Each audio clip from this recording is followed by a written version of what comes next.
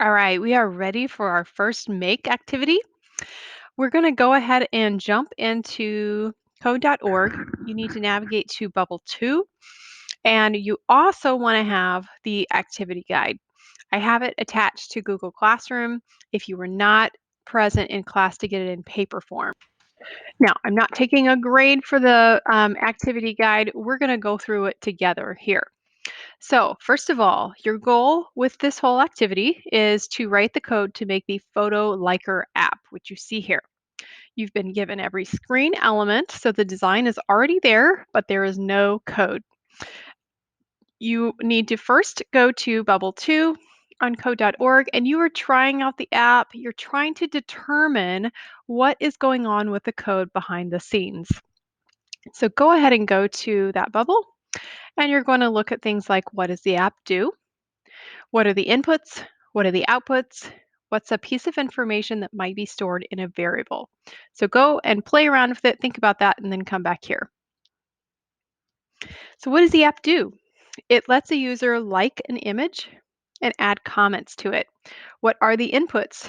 We have the thumbs down, thumbs up buttons, and we also have the new comment button and the input box for adding a new comment. And what are the outputs? What happens to the screens whenever you click any of those buttons? It updates your likes count and it updates your comments over here. What's one piece of information that might be stored in a variable? Hopefully you determine that the number of likes is something that could be stored in a variable and it's being updated as you interact with the app. Also, the comments are stored in a variable. That is words that are going to be, or strings that are going to be collected and added to as you interact with it. All right, step 2 is to plan out your information. So I've already filled this out, but here's what you would do with this table. You're looking at each element ID that's going to need an event handler, meaning pretty much anything that the user is going to click on that's going to affect the screen. So we have the up button, the down button, and the comment button. Those are the 3 buttons that the user clicks on in order to make some changes. So what does it do? The up button adds to the current likes count and it updates that count on the screen. The down button subtracts from the current likes count and updates the count on the screen. The comment button adds new comments from the input box to the previous comments and it updates the comments display on the screen. Then we fill in the table for each variable that you'll need to create. So we have our likes. You can call it whatever you want, but just make sure that it's descriptive, starts with a letter, there are no spaces. What the variable stores, the current count of likes, and then I have one called all comments, which is the cumulative comments, meaning all of them together. And step 3 on the activity guide is a suggestion of how to follow some steps to write the code and not forget anything.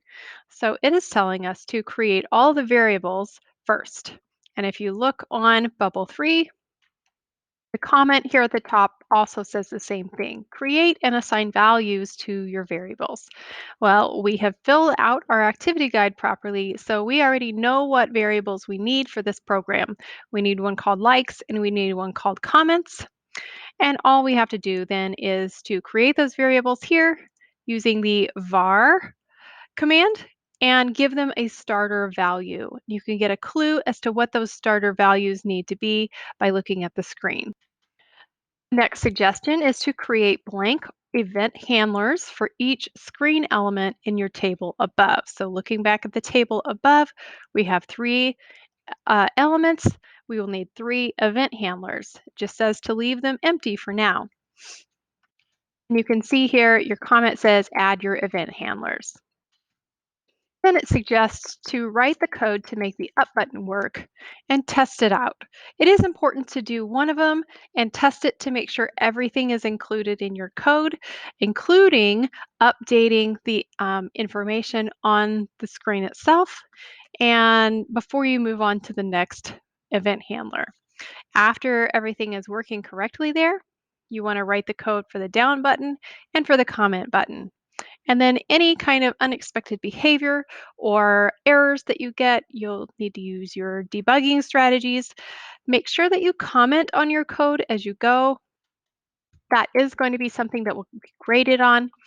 And if there's any patterns like the counter patterns or variables with string concatenation patterns that you might need, remember that those are there to help you give you kind of an idea of how to start the code for those scenarios. Oops.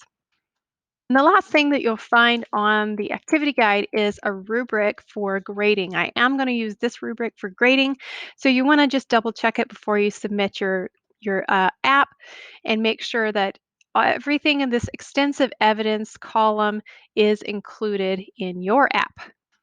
And finally, if there's anything that you run into problems that you cannot solve or you get frustrated, please reach out. I'd be happy to help.